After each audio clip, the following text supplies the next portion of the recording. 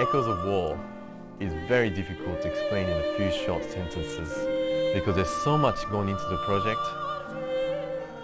But simply put, we've just got fantastic music from Blizzard, which is a soundtrack, background music. What we've done is arrange it so that it actually can stand on its own 2 feet.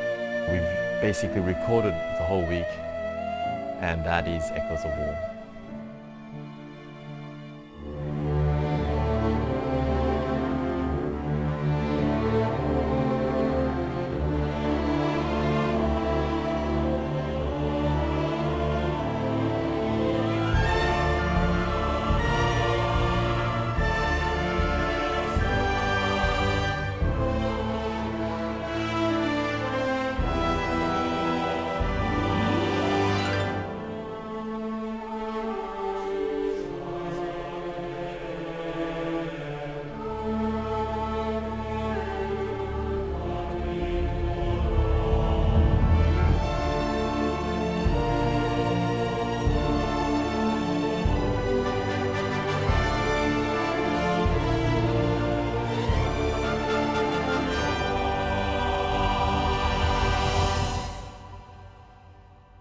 I suppose this sort of music can make you feel almost every emotion available to man and beast, because that's its intent, and that's what its job is in a way. It has to do that to fit the visuals, to make you feel things that aren't on the screen or aren't on the game.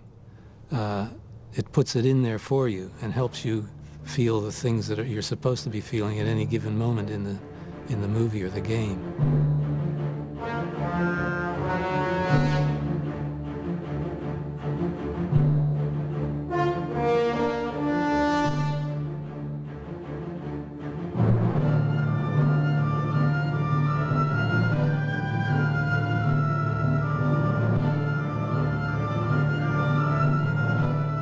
Blizzard has been really fortunate of late to have a number of very distinguished artists and orchestras approaching us asking, can we license to perform your music at our concerts or various things like that, and we've been very excited about that. What was very unique about Eminence is that they wanted to do us the honor of creating an entire album of our music spanning our 3 very well-known IPs, Warcraft, StarCraft, and Diablo.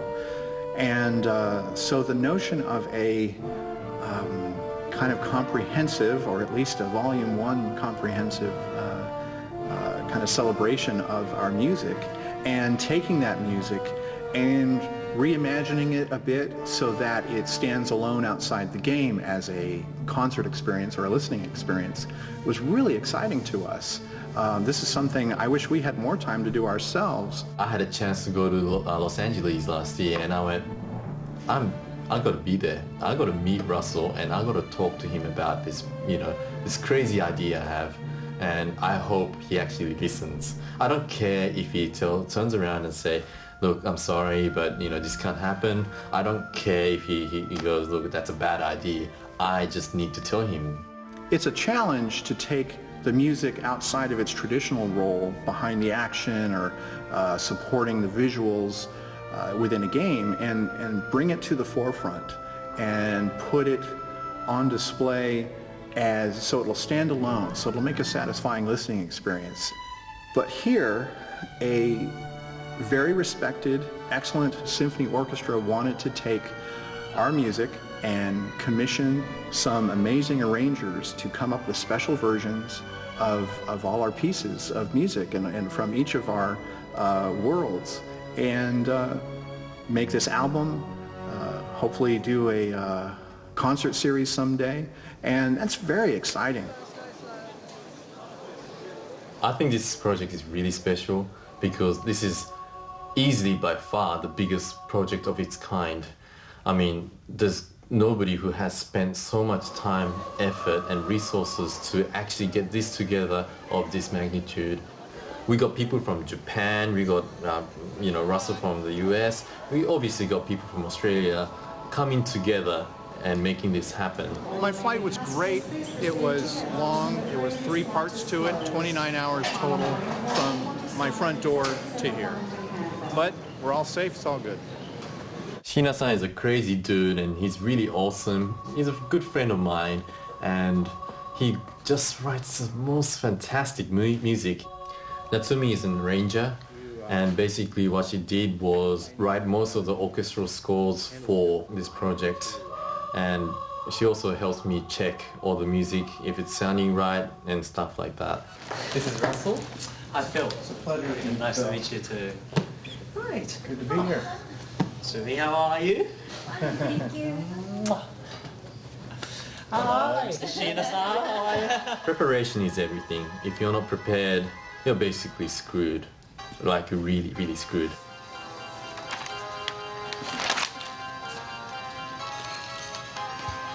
With such an intense project like this, because we have to record so much music in such a short period of time, therefore preparation again is really about is everything.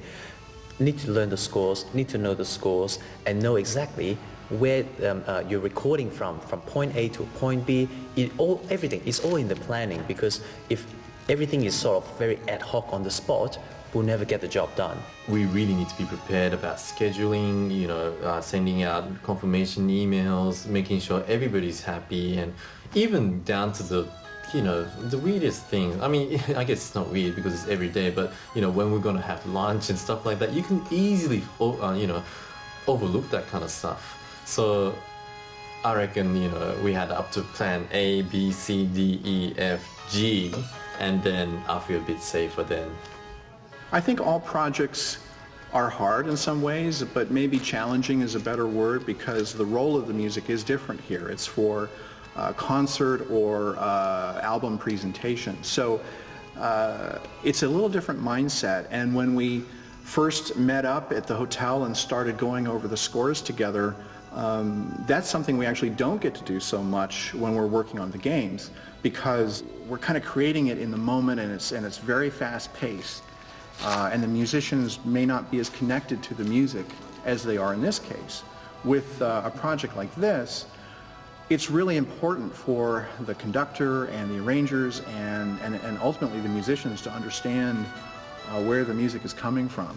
To be honest, I like it, in my opinion, I like it how Illidan's theme isn't there in the first time, but second time, when it grows, can we add it in the choir part? Yeah, sure. Do you think that's a good idea? I think that's certainly better than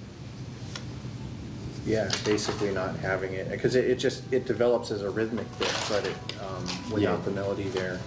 What you've seen us doing in terms of preparation and discussions like that have been mostly about addressing how this is different from simply creating another game soundtrack. We have to organize, a full symphony orchestra and a choir, a place to play, record with professionals, and it's a lot of organizing and a lot of stress, and it's just really difficult. Yeah. So those 4 pieces tomorrow. Cool. That's a lot. Wow. But it's going to be a blast. Yeah. How many minutes is that? I think that should be. Is it on your 20? No, it's not. It's 20 minutes plus. Yeah. That's a healthy double That's a session. lot of music. Considering the complexity of it, I mean, just the first couple we heard really got a lot to them. So great. Good luck, Bill. We'll get there.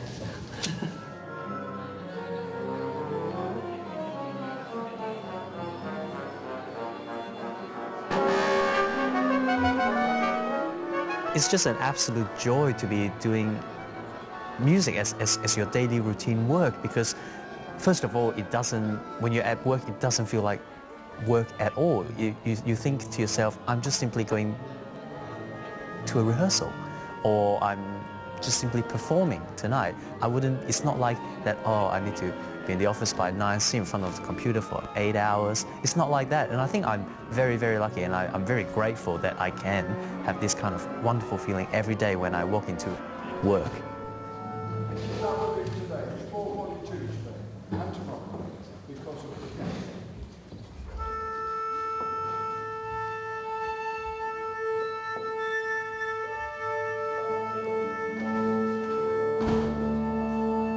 there's always this one person standing in front of the band and waving, and I thought, wow, that was the coolest thing ever.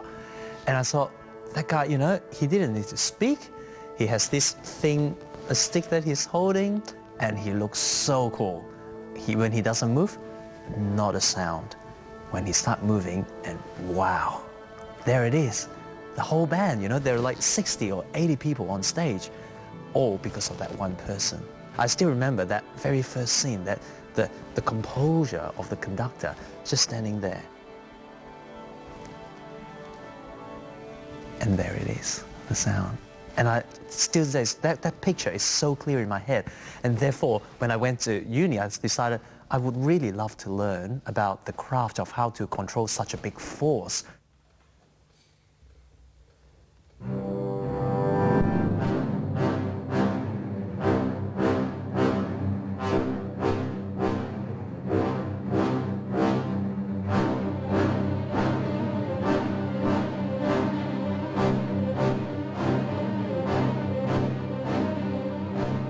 What do I need to do with my hands, with my eyes, with my body? How do I communicate without saying a thing? Because it is very hard. It is not like sign language where there, this is hush. The way you look at players or singers, for that matter, that will create a very efficient and effective communication, and that's why I decided to become a conductor, to actually try to learn about that craft and try to, I guess, reveal the mysteriousness about a conductor, a maestro.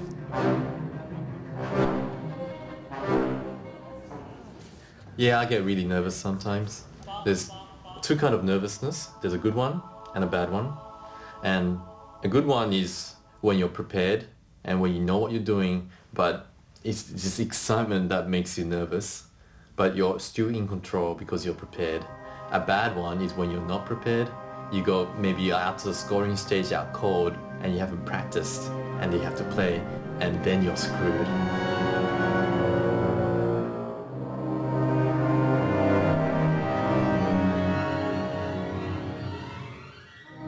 It's both exciting and it's daunting at the same time. I think working with this many people leads, there's a high risk of problems and stuff like that, but you just got to do it. If things happen and you weren't prepared for it, then deal with it. Things have to keep moving in this kind of stuff, and if you let it stop, that's it.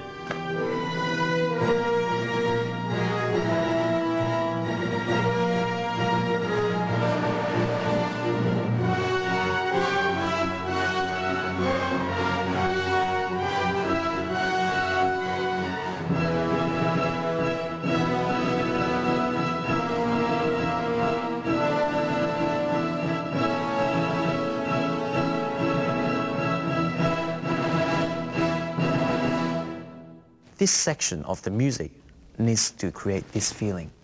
Because in any given track, there are actually quite different moods throughout. It's not just one same mood throughout from beginning to end. So therefore, how to make those sudden change of moods, I need to do that I need to, first of all, know exactly what I want. More crescendo here, it seems kind of like the energy seems to taper off. Sure, of course, yeah. And this bit is got to be huge. It's like, this is an Illidan bit. Yeah, I mainly wanted to get real strong down. So I need to have a very clear picture of the sound that I want, and then try to explain that to the orchestra so we're on the same chapter, rather than if different sections have different ideas, then we'll never have one good product together. So that's most of the preparation work is to try to suss out what's the most efficient way to create the best mood that suits the piece. And of course, with the help of the producers in the booth as well, because sometimes the sound that you hear in the hall is quite different through the speakers. So that's with their help, then we try to work together from people in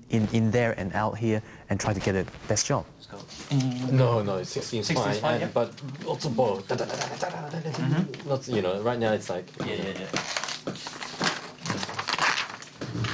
And we'll go from there. Yeah. We got 4 more minutes of break, so after that 4 more minutes? Is that all? I haven't break it. Well, get out there and start. Yeah, I'll it. drink my scotch now, and in 4 minutes I'll be はい right. やっていただきます。2小 Okay, 節ずれて my ます eyes are watering. so- Get that thing off.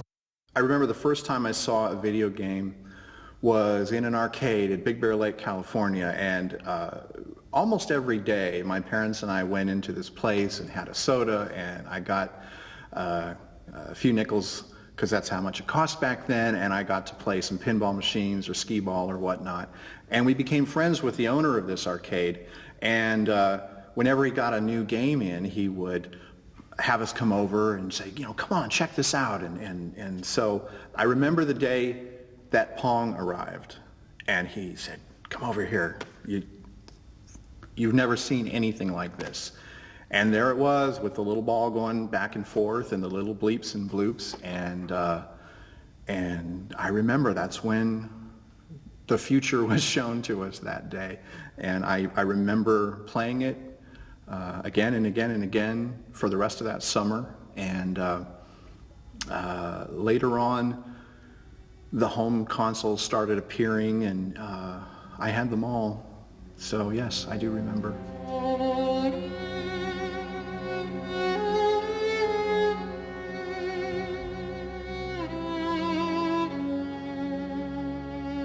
I started with the violin when I was 6, and we've just moved to Australia.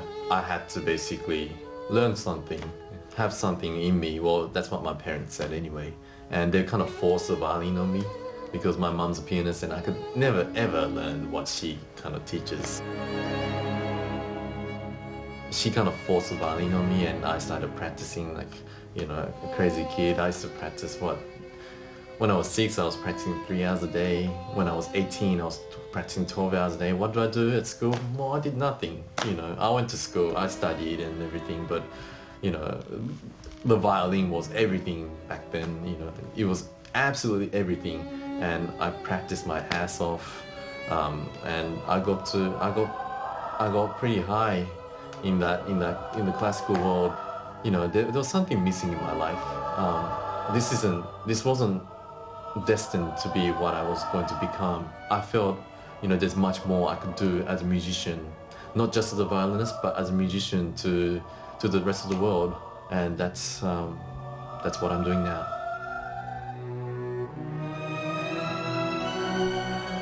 Somewhere around 1993 or so, computer games started using actual sound recordings instead of MIDI files, or at least we were starting to hear scores supplemented with actual recordings. I think this was even before MP3s were popular, but they were low res and scratchy and tiny sounding, but they were recordings of real performances on synthesizers probably, but it wasn't just general MIDI anymore. And I started thinking, this is getting interesting again. Games are starting to sound compelling as a genre for writing music. And of course, I love the technology, always have.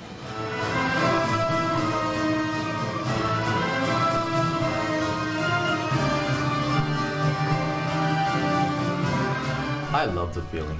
Like, when we do concerts with the orchestra, I'm usually the concert master. And that means, we line up in a table at the end of the concert and we give autographs. That's really the only time they could really communicate.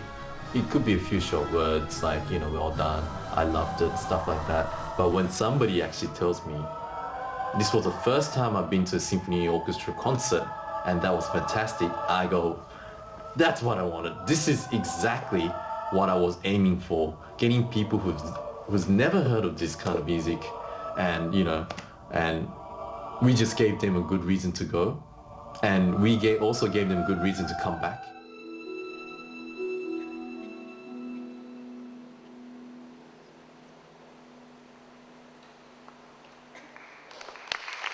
We didn't really just spend all our lifetime practicing so we could just play to just older generation of people, the golden age, so to speak. We wanted everybody to enjoy it. Everybody, not just in Australia, but the rest of the world. I was able to record music using traditional methods. I had a multi-track tape recorder and synthesizers, And I just went to town, and I was able to layer stuff and make music that sounded like music you'd hear from other sources, but it was in a video game. So I feel like that was a really golden opportunity to pioneer some of that. But again, around 93, when I started hearing video games that you could purchase and take home have this kind of handcrafted music. It wasn't MIDI, it was actually layered and recorded in using traditional recording methods.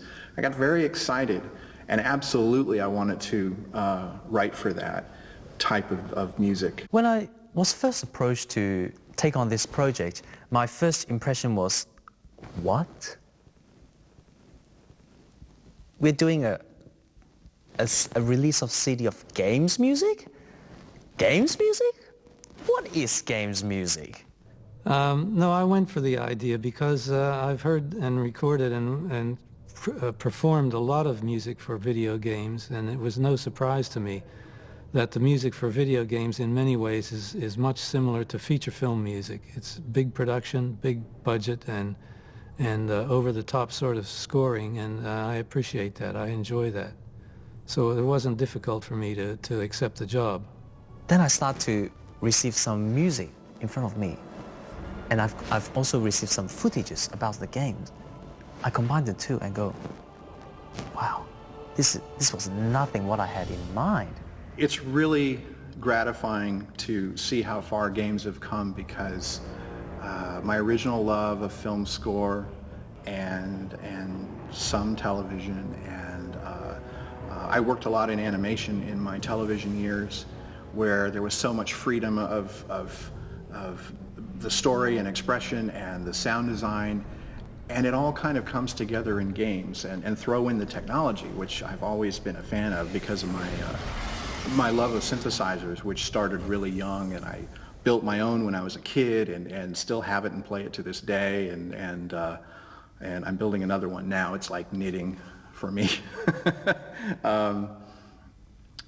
It all kind of comes together in video games.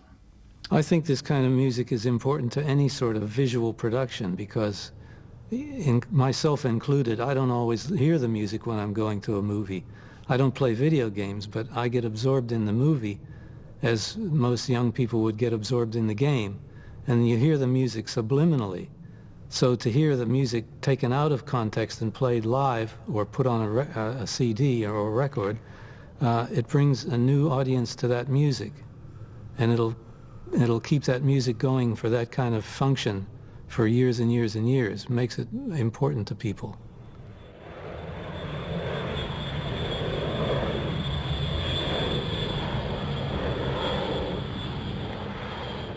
We flew from Sydney to Japan and picked up some arrangers, and basically we're here at Blizzard headquarters in California to talk about how we're going to make Echoes of War sound really good. The tempo part you're talking about is in 7? A lot of the staff here at Blizzard is very happy to and very excited to be involved in this project, and so are we, and arrangers is excited to see all these many of them synthesized music turn into a real live musical experience in Echoes of War. One of my favorite pieces I've composed for Blizzard is, it goes by the name of Brood War Aria. It's in the Brood War opening cinematic. There's a scene on a battle cruiser with Admiral Dugal and his subordinate Stukov, I think is his name. Anyway, they're having a conversation, and there's some classical music playing on a record player in the background, and it's an operatic singer with a small orchestra, and the idea was for it to have a pretty stark contrast between this peaceful music on the bridge and the horrible action, the Zerg invasion happening on the planet surface. So, Gerard, I suspect you have a good reason for pulling me away from my duties. Your vodka can wait, my good Alexei. Come, stand here. You need to see this. I know all about the Zerg, Gerard. So you hear this nice music, and I was very much inspired by, I think, 1930s, 1920s and 30s influences in some of the harmony. That's, I think, is my favorite piece, even though it's a simple and fairly short. Someday I'd like to hear that live. It looks like we'll have the opportunity to do that. So I'm also honored again to have that one played.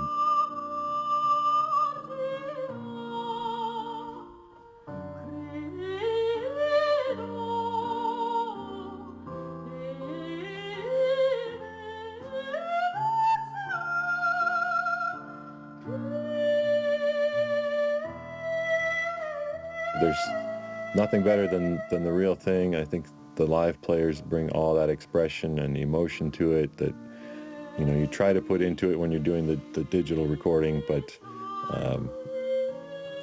the better players make a better performance, make a better sound. So I'm very excited, very honored that it's being played.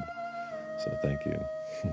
So it's been quite an honor to see this come together and hear what the imaginations of these arrangers have brought to the music that I'm very intimately familiar with the original versions, and it's so fun to hear the music take a few left turns and go to some unexpected places. Hearing how someone else has put the music into a new context is really a lot of fun, and it brings back all the right memories, it pulls all the right triggers and presses the emotional buttons for the people who remember hearing these pieces in the games. そうですね、ブリザードの方々はあれなんだろう、休日みたいな感じがするぐらい結構明るくて陽気な人がいっぱいいたので、すごく楽しく打ち合わせもできたし、時間が過ぎるのもあっという間でした。お菓子もいっぱいくれたし。When I first heard Eminence was doing this kind of project, I was very excited, very flattered. The more this music gets out, the better. デレクさんはそうですね、曲を聴いた時のイメージと会った時のイメージがだいぶ違かったですね。もっとなんていうんですか、鼻にこうピアスをしたりとか耳にピアスをしたりとかしてる方かななんて思ってたんですけど、実際はものすごく紳士でしたね。可愛らしいダンディーな方でした。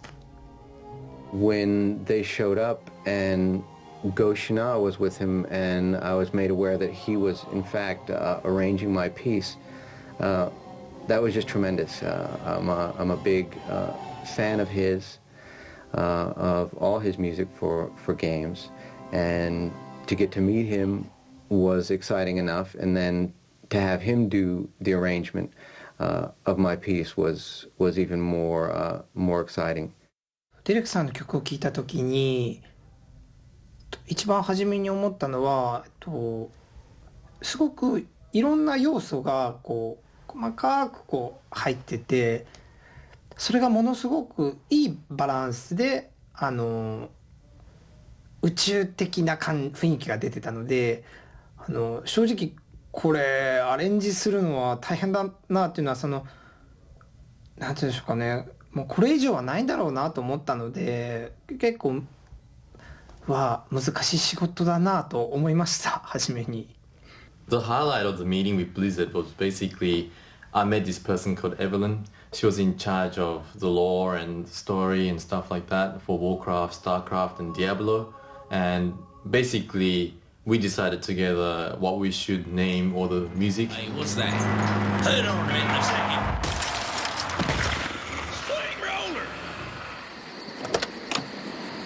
We had some crazy ideas. We were on the same page, basically. We said something like, I really want to name the Terran music, I Love You, Sarge.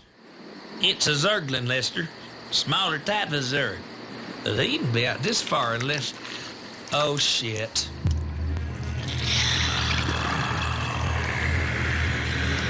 I love you, Sarge.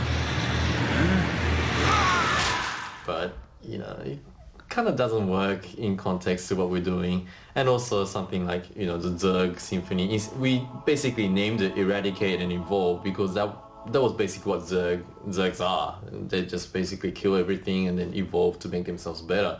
But, you know, we kind of wanted to name it I'm the queen bitch of the universe, but that can get, you know, a bit dicey. So, you know, stuff like that. And it was really awesome because we get to be true to the game, and that's what we wanted.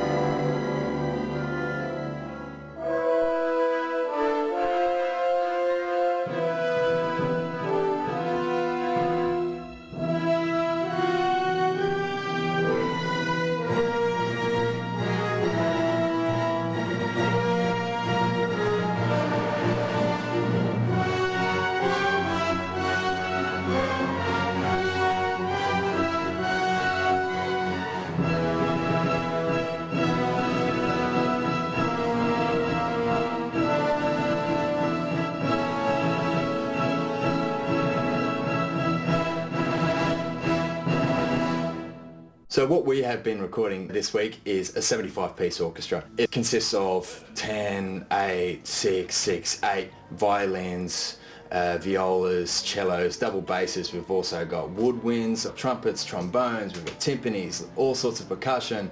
A lot of tracks to deal with. I mean, but it's fun. It actually really gets the mind rolling when there's so much going on. In the end, with all the synth tracks and all the backings and the drums and the whole orchestra, up to 150, 200 tracks by the end.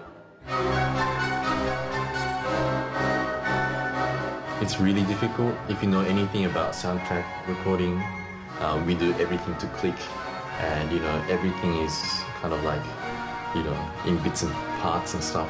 And you know, when we first play, it doesn't really make sense, but they make it make sense by editing it later and stuff like that. But in Echoes of War, what we're doing is we're getting a soundtrack that already exists, and then we're modifying it so that it is actually a performable piece on its own right. I was wondering if you can get a 12-string guitar, but So the flurry of activity right now is to find a 12-string guitar in Sydney, Australia, and on short notice yet. So some folks brought in a digitally modeled version of a 12-string, and it was close, but worth waiting for the real thing. So they're working out the parts now, and while that's going on, someone is supposedly arriving with a 12-string. Well, it appears that the part was notated for acoustic guitar, and it didn't specify acoustic 12-string guitar. And as it happens for me, my introduction to Blizzard games was the original Diablo. And when I first heard the now very iconic guitar chords on a 12-string through the digital delay effect, it made quite an impression on me, because it wasn't the expected choice for this genre of game. It was quite daring, actually, but it worked really well. This is a 12-string replicator. All right.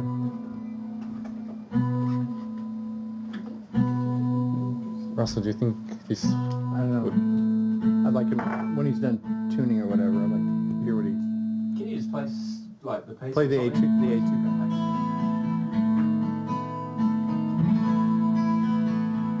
Is that close enough? If you get the delay going, you're probably okay. Yeah, I'd brighten it up a little bit. It's pretty, not a bad sound for an electric, is it? It's modern 12-string sound. Yeah, it doesn't suck. In doing any sort of homage to the music, it ought to be right. And I think if this project didn't include the accurate instrument, we'd probably hear about it. When we can get it to I mean, work out the part, and then by the time the 12-string gets here, if we want to replace it, we can replace it. But work out, because you got some, you're going to like... not available for another half an hour. Yeah, that's right. That's what I'm saying. Do it with this. I'm saying work out the part, put it down, you got to fall back. Because, you know, what if the thing doesn't show up? You know, and you got to work out the part a little bit, right? Let me just figure out how to connect it. Generally, the sort of thing we go for is 10 minutes of music per 3-hour call, and that's generally what we go for. And if you try and push that, you'll either strain the musicians or you won't get the right takes, that sort of thing. So you always try and aim for 10. But you know, this is where we're at today, and we'll see how we go. And you know, if we have to book more time, we will. I've worked on a lot of films, movie scores, and recordings, and live concerts, theater productions, almost every kind of music you can imagine.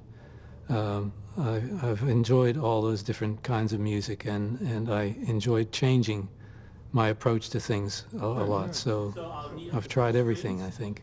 I've been doing it all my life, probably 60 years professionally. So I've been around the traps a bit. Right, I was asked to work on an overture piece for this recording project. They had snippets of various bits of music lying around, and they wanted to put into a form that would make sense as a listening piece, a concert piece, if possible. So I took all these little snippets and molded them into one overture sort of piece.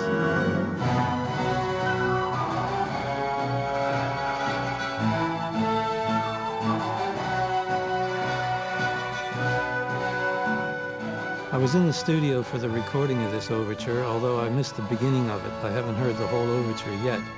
And I was just in there listening, sort of almost in a technical capacity, to make sure everything was going down the way I wrote it. And I was very pleased with the results. They did a very good job, both the musicians and the recording engineers and so on.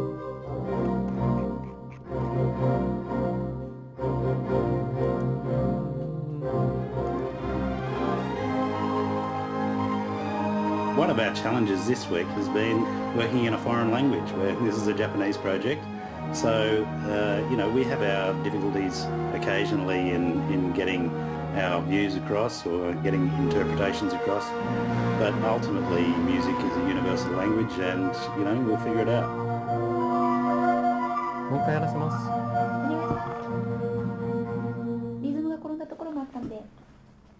One more time. 今回のブリザードさんの、オーケストラのアレンジをするときに一番こう迷った点っていうのは、割とそのいろんなその民族的なフィーリングを表現していただきたいなと思って、結構いろいろなところで結構難しいことをお願いしたんですけども、やっていただけてすごくこう嬉しかったです。全体的にそのリズミカルな部分とかリズムがものすごくタイトな部分が多かったので、そういう意味では大変な曲だったんだろうなっていうのがすごく思います。今謝らせていただいた方がいいのかななんて思ってます。We started this morning at 8:15 and last night we finished at around about midnight, a bit after midnight. So feeling alright actually. And we're actually now on the halfway through the third day. We're up to take 510. So we always do it simultaneously. So yeah, we're getting there. All right. At the key change, a lot of people couldn't adapt. Yeah. And there was a lot of intonation mishaps. So sure, we can cut this into two sections. We can just do up until 78 and then cut from there. Well, it's not that. It's not hard at all. Well, that way we can guarantee a clean change that you want. Mr. sitting in the booth. Right. Yep. So, would you like I can do it. Sorry, Phil, we got a pitching issue at 30. Let's just do the whole thing again. I'm sorry. Oh, can we go for 59 first? We've just tuned that. Yeah, all right. So Yeah, we can do that. 2 into 59. 2059. With recording sessions like this, it can be very intense, and it drains a lot out of everyone.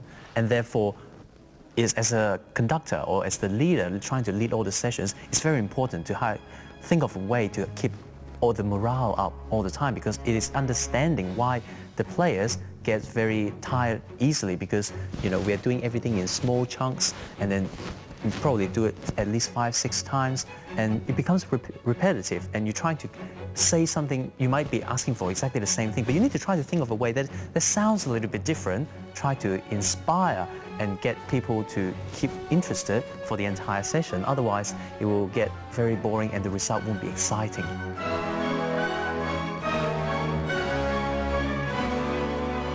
And of course, we get frustrated as well, because sometimes you think, that last take was perfect, but it could be just someone turning a page too loudly and we couldn't use it. And those times you just go, frustration, of course. And this is not just from me, but you can feel the entire room, that kind of, the feeling just sank. Well, I think we've got 2 of them from the other takes. Can you just make sure they're happy with that? Yeah, I dropped out. I ran out of breath. But I think we have it from the other takes, hopefully. And you just try and go, oh no, we have to do it again. Of course, it's frustrating, but unfortunately, maybe I will show it for a second, but then straight away, I have to go, no problem, let's do another one. Let's do another one. That was so good.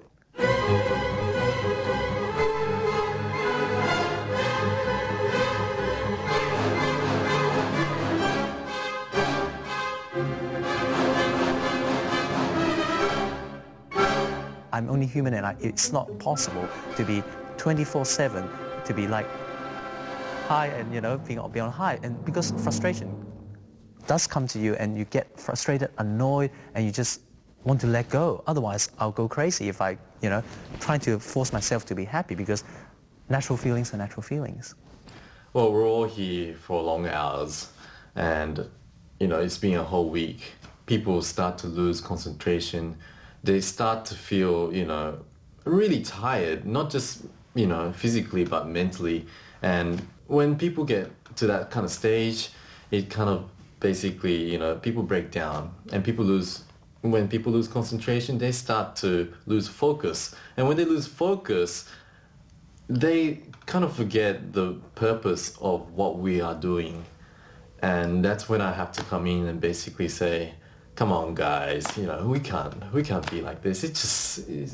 This can't happen, There's so many people who just spent hours, no, not hours, like months, years trying to get this thing done. And yes, I just had to remind them and keep them in line. It just had to be done. I had to be the bad cop. Some people are starting to sleep. Tell them to please wake up, because, that's a freaking F. How could you not even hit that? That's like first grade stuff.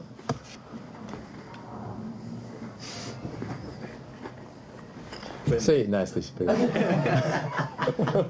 That's called negative reinforcement. Start together. That's what I'm going to say. Start together. Thanks. The hours are long anyway.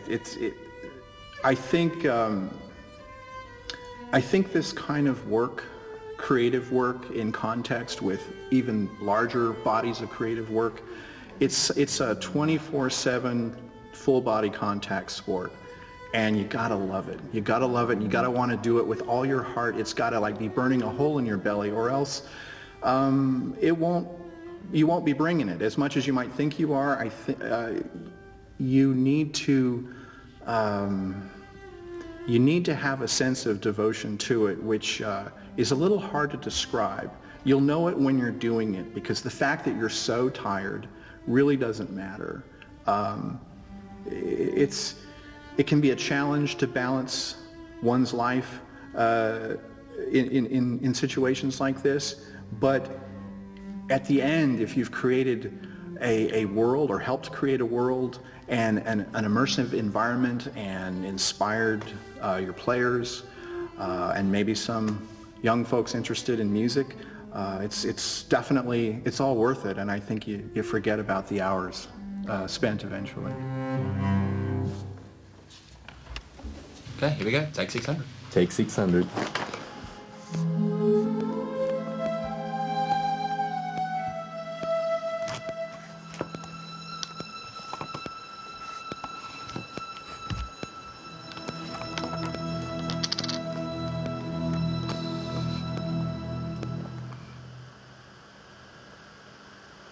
All right, Phil. That's it for the recording. Thank you very much.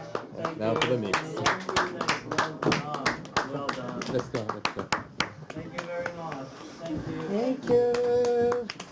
Thank you. Very good. Well, I'm leading this group. I have done a lot of leading, of course, you know, over the last 100 years or so. But, yeah, it's nice to be in front of this because they're very good players. And we have good jokes, so that keeps the party going. Classical music is just basically been forgotten about by, you know, modern generation. It's been taken over by pop culture. But, you know, when you expose them to classical music through something like video games, it's sort of forcing them to listen to it, which is a good thing. The music is really quite melodic, and it's much more enjoyable than most film sessions. I think it's really interesting working with Eminence because they're really sort of bridging that gap between the older generation and the younger generation now, and you know, being able to present this music to such a wide audience is fantastic, and it's great to be involved in the project. Oh, I have a good time. I play all these games, so it's really cool. I listen to them, you know, as I play them, so it's cool to be able to perform them. Definitely. What we would like to achieve here is to actually introduce this symphonic sound, a music created by humans, that all the playings, every single note has meaning, has emotion into it, that machines simply cannot produce. And hopefully through this kind of genre that they're very, this environment that they're very comfortable with and familiar with, that we can draw them into this new aspect that they might not have focused on. And we're trying to, through this project, bring the music to the front and highlight another very, very important element of games. I'd be delighted if younger people would listen to this kind of music and get into it more and more over the years. That would please me very much. So it's an honor to think that this might be happening for another generation through video games, and I might have had something to do with that. It's certainly not what drives us, but it's so rewarding. I think in the long run, that's some of the most highest sense of reward and accomplishment comes from that. If I can make one extra person loves music or have the willingness to buy a ticket into a concert hall, I'm a happy man. It's an art form, really, and you know, it's something that people neglect a lot, and we need people to listen to it, and it's a vehicle. Echoes of Orchestra is a vehicle to basically convince them that music is something that they shouldn't disregard like that.